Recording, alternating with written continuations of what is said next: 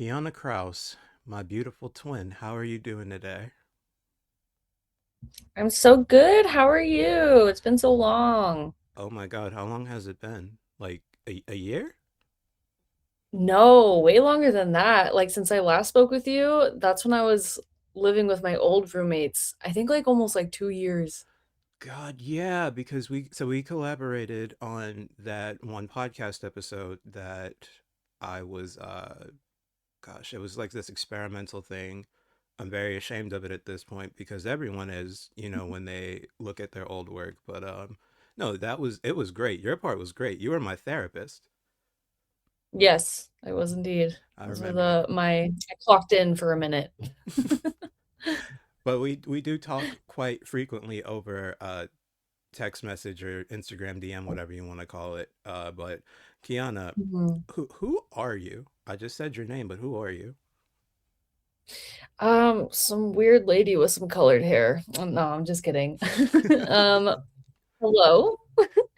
My name is Kiana. I am a 27-year-old tattoo artist and avid anime lover based out of Las Vegas now. Originally from California. I am very much involved with the anime convention scene. I like making art, I like making cool stuff, and I like making friends. So, yeah. Wonderful. So I have some questions lined up if you're ready to answer them.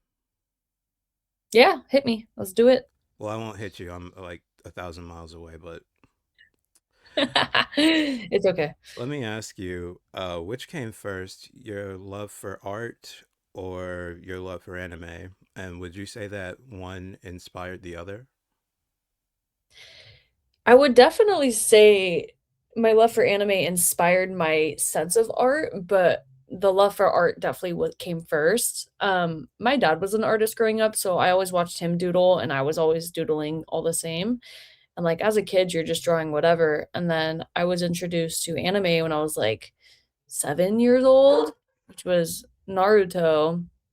Um, Back on Toonami when that stuff was playing at like 2 a.m., you know. Yeah. Um, and after I saw that, I was like, "Whoa, like, this is a really interesting art style." And it kinda just had me deep dive into, anime-esque style art, and then I got introduced to Black Butler, and I always drew CL, and that kind of made me realize, like, "Oh, I kinda like drawing these characters with this, like these really distinct big eyes and this cool kinda hair," you know? Like, it just was a lot more fun, so kinda just snowballed from there. Let's see. And you actually mentioned that you are big in the convention space, and as a tattoo artist, I'm thinking, oh, well, how did she get started in the convention space and then move from that to tattoos? So how did you start in the convention circuit? Like, what were you doing then?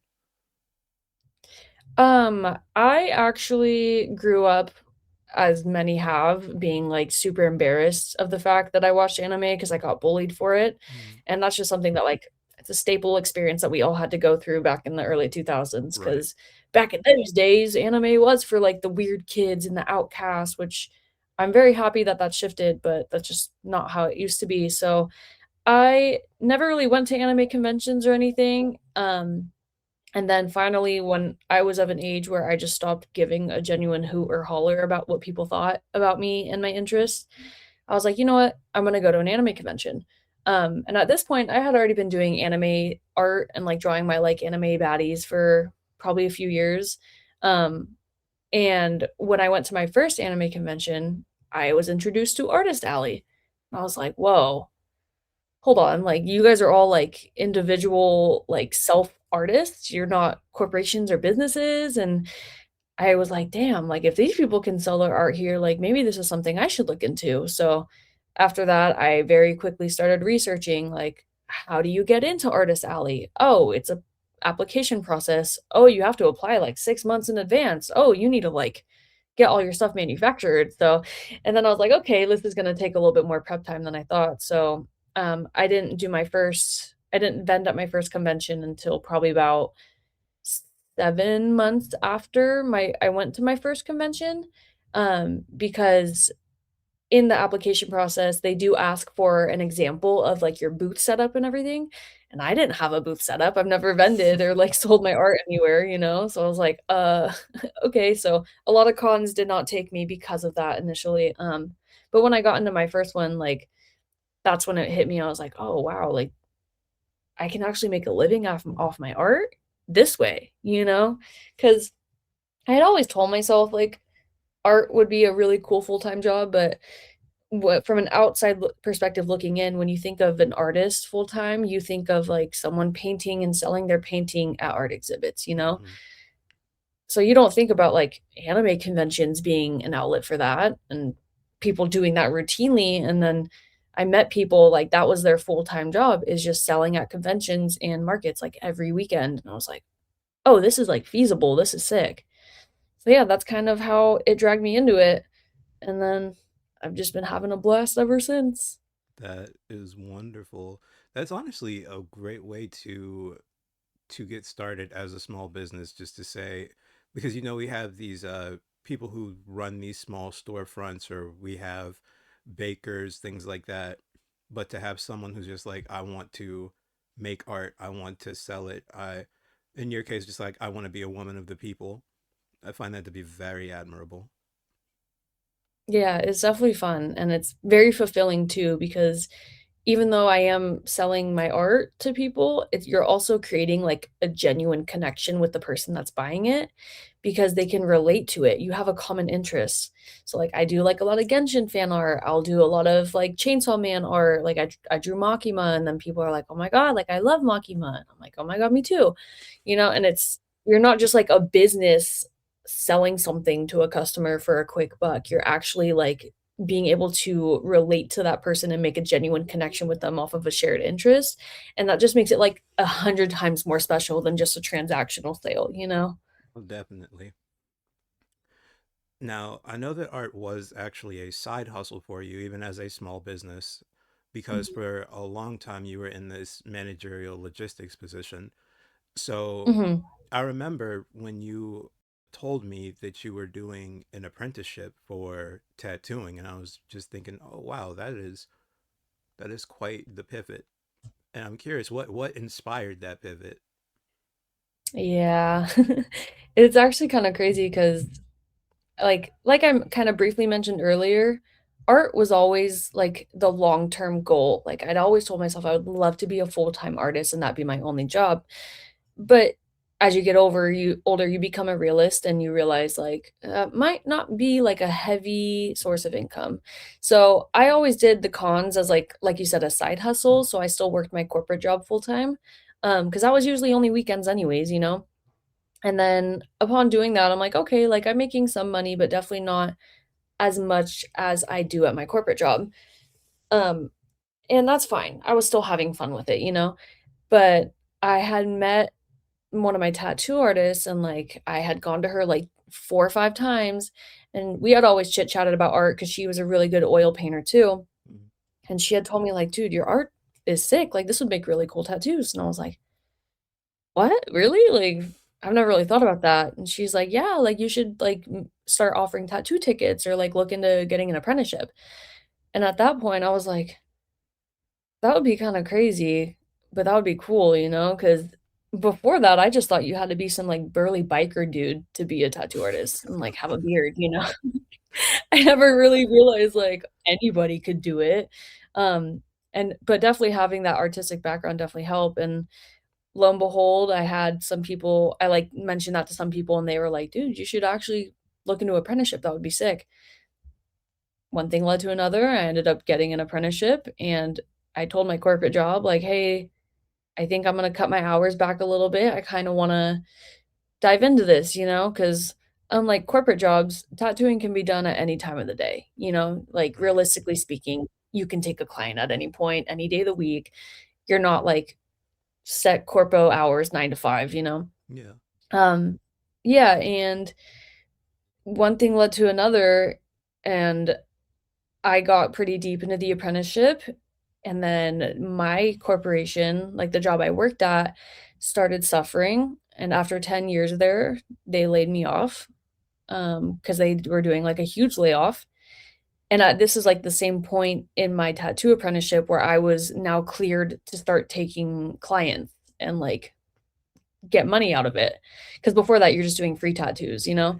Right. Um, and so I'm a firm believer that everything genuinely does happen for a reason, and the fact that, like, the week I get laid off is also the week that I can start taking paid clients, that was, like, the universe's way of saying, like, "Oh, you wanna do art full time? Shoving you into that, have fun." So, it was, like it started as a gradual pivot, like, I was just dipping my toe, and then, like, the universe said, "Nope, you're in, have fun." And I was like, "Oh, okay, here we go," like and it was terrifying, like, that pivot's really scary because you go from having, like, a set paycheck every 2 weeks to making a couple $100, maybe every day, maybe every other day, maybe every week, you know? So it's like it was very intimidating getting that sense of comfort, but I've now almost been tattooing on skin for almost a year as of, next month. So I'm, like, looking back and running through my finances of not only doing cons and markets, but also now tattooing, I'm like, "Okay, this could be fun." Like, I'm having fun with this, you know? Like, Yeah. I'm doing good, I'm comfortable, like, I don't have that, like, corporate cushion and, like, insurance and all that stuff, but it's still at, like, a good level, and it's a lot more fulfilling than just a desk job, so I'm, like, very, very happy with it. Right. Like you're going all in at this point. Yes, entirely. I got shoved into it. So here's my next question. How does it feel when someone trusts you specifically to tattoo their favorite anime or manga scene or character? I think it hits home, like, really, really heavy, like, 1, not only because I'm getting to tattoo things that I like and I love, but also, like, I'm sharing that again, I'm creating, like, a personal relationship with that client, and, like, it's definitely weird, like, I have a lot of, like, imposter syndrome moments, I'm like, "What do you mean you're paying me to, like, permanently scar you?" Like, and I'm like I'm like, "Dude, one wrong move and I could fuck this person's skin up literally forever," and, like, they're letting me do that, like, it's definitely a weird feeling, but it's just a full circle moment because tying back to being interested in anime as a kid and how this wasn't as socially acceptable, now you can get tattoos and wear that shit like a badge of honor, and people love it. And I'm like, this is a really cool moment in time where you can now it's cool to have anime tattoos, you know? It's cool to like anime. I'm like, and I get to create that for someone and give them that piece of art that they're gonna carry with them forever, and, like, it's amazing. But I will say the only downfall is that I do get a lot of manga tattoos, and I have gotten spoiled on some stuff. Ooh. Yeah, 'cause I know, I know. So I'm like, "Ah, I love this job, at the same time, I hate this job because I'm getting manga spoilers." I was like, "I didn't want this." So going back to your style, actually, because I know that there is something very fulfilling about, getting manga specific or anime specific from certain scenes, but Mhm. you yourself, and this is why I followed your page to begin with all those years ago. I had never seen somebody who did eyes and lips the way that you do on your drawings. Like those are the most alluring. And this is somebody who actively on this podcast has talked about eyes consistently. They're the Mhm. most beautiful sets of eyes and lips that you put on any character that I've ever seen. So I guess my question is what inspired that style and what did you do to make it yours? Because that is beyond beautiful. Oh, thank you. I appreciate that so much. Like, those are I always love when people call that out because those are the 2 pieces that I do love doing is eyes and lips. Because when you think about when you meet a human, like, most of the time you are connecting through vision. Like, the eyes are the windows to the soul. I'm a firm believer of that, and so I've always loved eyes and what they represent, you know? Um, and as far as the lips, like, I don't know, like, I always liked Bratz dolls growing up. I was never, like, a Barbie girl. And so I loved how, like, distinct the designs were, like, Bratz dolls Yeah. because of their eyes and their lips, and, Yeah. and they're just so beautiful. So I think that, like, that's where I got a lot of my inspo from for those 2 aspects, is because that's what makes the Brat dolls so alluring. Like, Barbie dolls were sick, but you liked Brat dolls because they were different. They had these big features, which also tie very similar to, like, anime-esque features, like, the eyes are always really big in anime characters, you know? Um, yeah, I think that's, like, kinda where I pulled the inspo from, but, like, I have so much fun doing them, so I'm so glad that that's what drew you to me. I love that. And you know, the Bratz dolls, I laugh because it's so true. I've never thought about it like that. But also Mhm. now that I'm thinking about it, that's also more, I guess you could say, real. Mhm. Because when I look at these Barbie dolls, I'm glad that you brought that up, especially with when the Barbie movie released all those years ago, Mhm. and it kind of set these, to some people, to a lot of people, unrealistic beauty standards. But the Bratz Yeah. dolls, they were beautiful, but they were beautiful in a way that at least back then was considered to be uh unconventionally beautiful. You know, like Mhm. the things that we all really like now were the things that we were like, oh, yeah, I can only see that being on a doll. Yeah. So you taking that, it almost to me seems like you are encompassing an actual person, like you are making a portrait. Mhm. And that I Yeah, think that's is, definitely what the goal is. that's what makes it so dreamy. And I know that people, you probably don't like this question. I don't know how often you get it. I know we've talked about it, but I know people have been pushing you to make not safe for work art. The thing is, you Mhm. make your character so attractive that you've made polls where you're like, should I do this? Should I Yeah. do this? Yeah. So it's like having that Yeah. much appeal through what you've drawn. Like that's got to feel rewarding, does it? Oh, absolutely, and, like, it's it's so funny because a lot of times they say that, like, artists, like, the characters they draw kind of encompass aspects of themselves also. I don't know how I do that with them. I feel like the noses kind of represent me more than anything. Um But it's very fulfilling because, like, you'll always hear that comment, it's like, "Wow, these are so beautiful," and I'm like, "Oh my god, thank you," like, I made them, you know, like, and it's very rewarding, like, it kinda gives you, like, a pat on the shoulder as an artist that you're like, "Okay, I thought this looked cool," but getting compliments is nice. But you also get the flip side, you get some people that are like, "These look weird," you know, like, I've literally had people comment on my Instagram post, they're like, "Why do you make the lips like that?" And I was like, I don't know, because I want to. It's my art, I don't care, you know, like, and that's fine, it's not for you, that's for me. Um, but it's so funny that you brought up the, NSFW stuff because, like, I have, like, tinkered on the side of it, and it's just like I tried to do, like, a nude girl and, like, I, like, showed my mom, and she's, like, elegant sexy, she's not, like, anime hoe sexy, you know? And I was like, it's literally I don't know how to do like, I don't know how to do anime hoe, and the reason I showed it to my mom is because she came to a con with me, and, my neighbor, like, that I was vending at, she sold, like, big titty anime girl stickers, and my mom's like, "She's making bank, you gotta start doing stuff like that," and I was like, "Mom, I don't think you're the one that's supposed to be telling me this." So, yeah, when I tried it, I showed her, and she's like, "Wow, it's so elegant." I was like, "That's one way to put it, sure." Like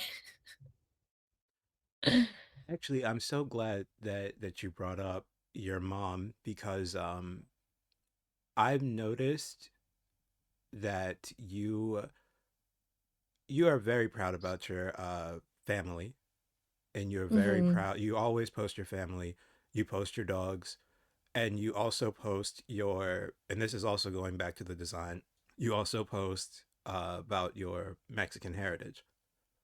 mhm, And I have noticed that, you know, that there's this misconception that a lot of anime characters are white. And then there's also mhm, there's this, it's not really taboo on our end as people of color, but to others where it's like, this character is not black, this character is not Hispanic, this is obviously a white person. And when black people or people of color cosplay these characters, they they are looked down upon for it. And I've noticed Mhm. that, and tell me if I'm wrong, this might just be me overanalyzing art. You have made, and it's through color, sometimes just making the entire portrait purple, like you did with your Mhm. gender bent troso. But every time that I've seen a character from you, it definitely looks like they are a person of color. Is that intentional? Is that because of the love that you have for your family, the love that you have for your Hispanic roots, like you being proud to be something other than the, I mean, let's just call it what it is. People calling like conventional whiteness to be beautiful. Mhm. Yeah, I would say it's like a passive intentional, like, I do try to incorporate, like, aspects of my culture into my art in some ways or another, which, like, I think that can also tie back to, like, the lips that I do, like, they're usually bigger in size, and a lot of Caucasians don't have big lips. I don't have big lips, you know, but a lot of Latinos, they do, and it's just or, like, the curly hair, um, I definitely don't like whitewashing characters, I definitely try to add some melanin to them unless Mm-hmm. they're just, like, super canonically white, like Shenhe from Genshin, but even in that one, she still got some tan on her, you know? Um, but yeah, I wouldn't say, like, it's, like, consciously intentional, it might just be, like, a passive pull out, if that makes sense? Mm-hmm. It does. Yeah. It does. And sorry if that was like off base, but I just every time I look, I'm like, Oh, no, that's fine. this is definitely this is different in the best possible way. Mhm. With a lot of artists, you can tell what not only what they've experienced, but, like, what they've been exposed to by what they create.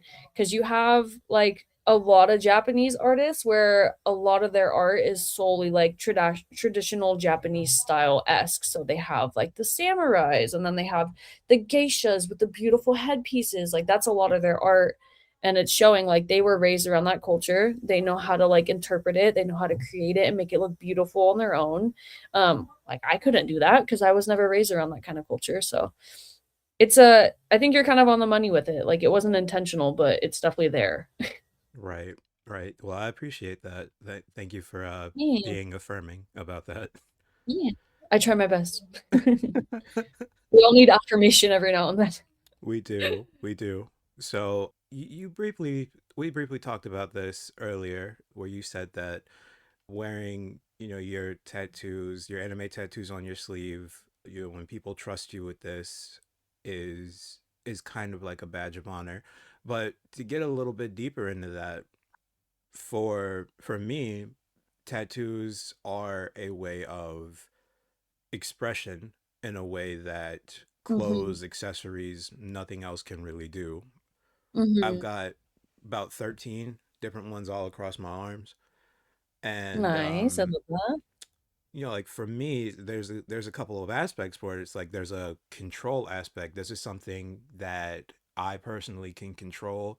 This is me taking agency of my body and doing it in a way that encompasses something that I love. So it's Mhm. me showing what is important to me at a certain time of my life. But for you, why do you think that people do get anime tattoos aside from that badge of honor, or do you think that that's the main reason? I it's such, like it's such a scale, you know, like, it's such a spectrum because I have some clients who they come in and they get a tattoo of a character because they love and can relate to that character. Like, I literally just tattooed Aki and Angel yesterday on somebody, and I was just like, "Oh my god, I love Aki and Angel," because that client was also queer, like, they feel they can relate to that love where it's like even though it's, like, non-canonically in love, but you could tell, like, they have a genuine connection, you know? So, they can relate to that love where they know it's not good for them, but they still want it, and they still enjoy that time with them while they have it, you know? And then on the other side of it, you'll get a character who got Mai Sakajurima from Bunny Girl Senpai just because she was cute. You know, like you have such a spectrum of people that get tattoos. Like some people just love the character, some people can relate to that one specific manga panel, some people they just like always like grew up loving that character and so that was their first anime and that's what led them to open the gates to the rest of the world so that anime is very special to them so it just kind of like genuinely depends on the person and everything. Like me personally, I just got an angel tattoo from one of my friends the other day from Chainsaw Man. Ooh. And it just says, I'd rather be the country mouse, you know? Because I can relate to that. Like, yes, the city mouse, they are secure, they have a lot of food, but they're also always at risk for constant dangers and things getting out to them. Meanwhile, the country mouse is happy in the countryside. They might not have a lot of food, they might not have all this extravagant stuff, but at least they're happy and safe, you know? So it's like, I relate to the country mouse. So I'm gonna get that tattooed on me too, you know? It definitely just varies on the person, but it just depends on who walks in the door. Right. You know, it's funny actually. You and I both have gotten Chainsaw Man tattoos over the past 30 days, and I can't show mine I love that. because it's a spoiler for toward the end of part one. I'm very sad Mm, because I just want to be like, oh, look at this, but I can't do it.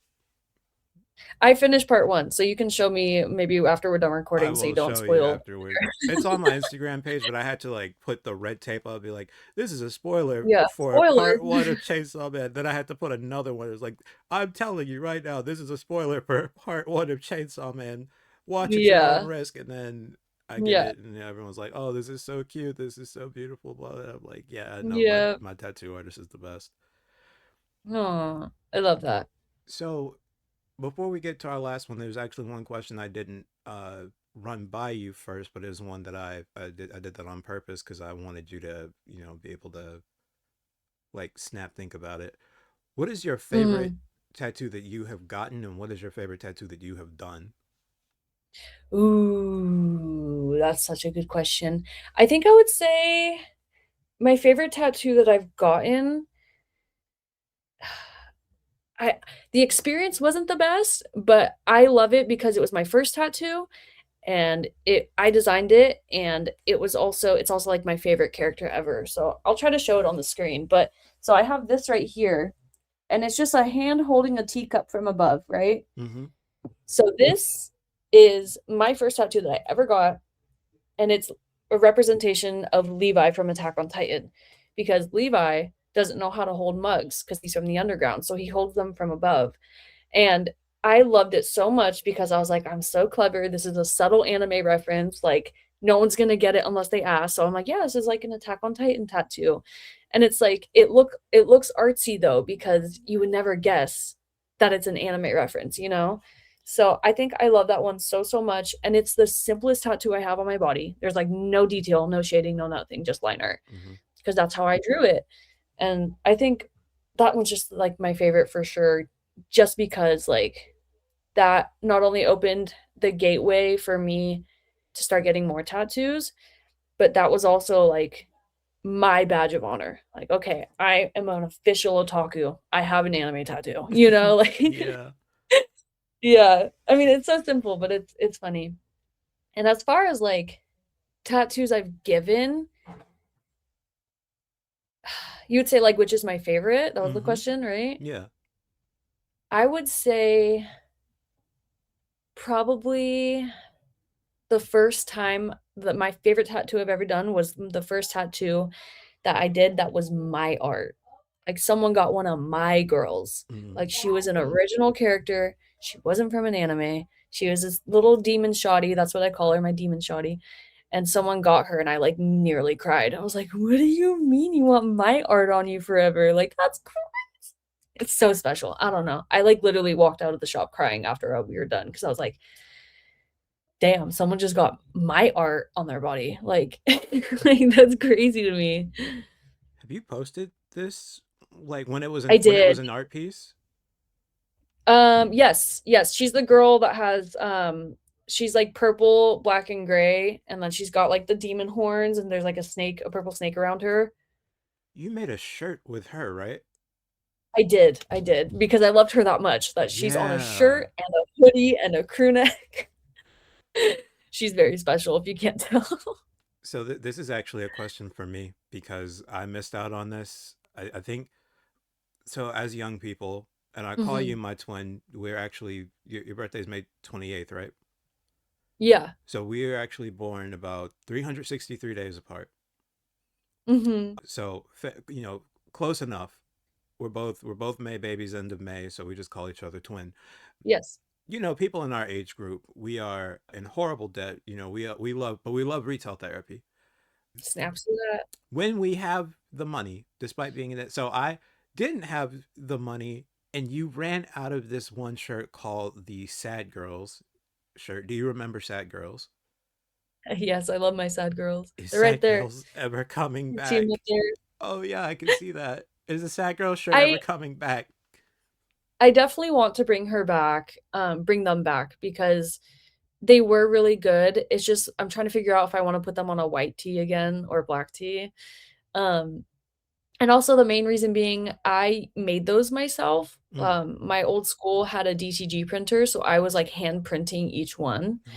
Oh, But since I moved out of California, I no longer have access to that. right. So now I have to pay to get them made, and it's really expensive with that, but I feel like I've had enough people ask me to the point where, like, I need to bring them back, so I think I can be influenced to bring them back to life. I was gonna say, I know I've asked you probably 2 or 3 times before over message, but I'm like, let me do this on air. Let me just Mhm. just let Accountability. everybody know to go to the was this the first or second Kiana page? Um, I think the first The one. first one, the one that's just like Kiana. Yeah, it's like the phonetic spelling of my name, Yes. that's like my art name. Yeah, Yeah. So it's on that it's one. it's on that one. So y'all flood that art account and just be Mhm, like, mhm. I love this so much. Cameron was right. You need to put this on a shirt. Bring the shirt back. Bring the shirt back. Do it for the gram. Do it for the people. You're a woman of the people, Kiana. Do it for the Do people. it for the plot. We gotta do it for the plot line. I know, I think I have to. So this is how I'm gonna wrap it up. You've been very kind with your time and with me because I know you have things to do today. Yeah. So you and I'm sure everyone knows by this point, you and I are very close friends. We talk a Mhm. lot, and when you told me that you were going to start doing tattoos, last year, Mhm. my question to you, my first question and my first reaction, it wasn't, "Oh, congratulations, twin! You go, girl! I'm so proud. I love you, girl. Great job." It was, Yeah. Have you ever seen Wandering Witch Journey of Elena? And I do remember you this. you you said, I know what that is, yes. And I this past year, 365 days, I have a tattoo artist where I am living now, and she has done 1, 2, 3, 4, 5, 6, 7, 8, I think like 9 tattoos for me. Tea. Um and I told her, I was like, Hannah, I will never cheat on you. Except for one, I have one caveat. There is one time that I will see another artist. I said, and that is I'm gonna see Kianna Krauss, and I'm going to get my Wandering Witch Journey of Elena tattoo. And as we've discussed today, she is going to look like Mhm. a baddie Latina. I don't know how. I don't Mhm. know why. It's just gonna happen because I'm We're gonna I'm make it work. we're gonna make it work because I'm just like Shadow the Hedgehog. I just love Latinas, Sonic. Yeah. Yeah, yeah, that's me. We all love Latinas. We all love It's okay. Latinas. This is a But universal experience. if I'm going to do that, where am I going? I know I'm going to Nevada. Where am I going? Where is this studio of yours? You will be going to grand old Las Vegas, or as everyone calls it, Sin City. Okay. That is where I'm currently stationed at. I am at a little shop off strip called Silver Squid Ink. Um, oh yeah, and then I also have a tattoo account, Key Blue Tattoo. If anyone's curious about it, it's different from the other account, but it's okay. But yeah, you would have to fly to Las Vegas. But the good news is because we are such an entertainment city, there are constant flights, and the flights are always cheap to get here because people want to come here and gamble and party. I mean, yeah, Usher did a residency there, so who wouldn't want to come? I'm sorry, I can't even That's say what that with I'm a straight saying. It's face. Ursher, baby. It's Ursher, baby. Sersher, baby. Never forget when he did that Gojo cosplay. And spoiled He everyone. spoiled everyone, and I'm like, I was just wondering the entire time, has he read Jujutsu Kaisen? Why did he do this? Oh my god. And now Dolly. I'm Well, not even gonna I'm not even gonna repeat what the caption was, but that was no, a no, monumental moment no, in because he the just wanted anime to do the world. daddy's home meme, Yeah. and now we just gotta wait. I will probably see Oh, you when Dolly Parton is back in good health and does her residency in Vegas. So that's there probably you when you'll go. see me. So probably around Perfect. when you're 29 and I'm 30, Perfect. if all goes well. Yeah. Kill two birds with one stone. That's what they say, right? Yeehaw.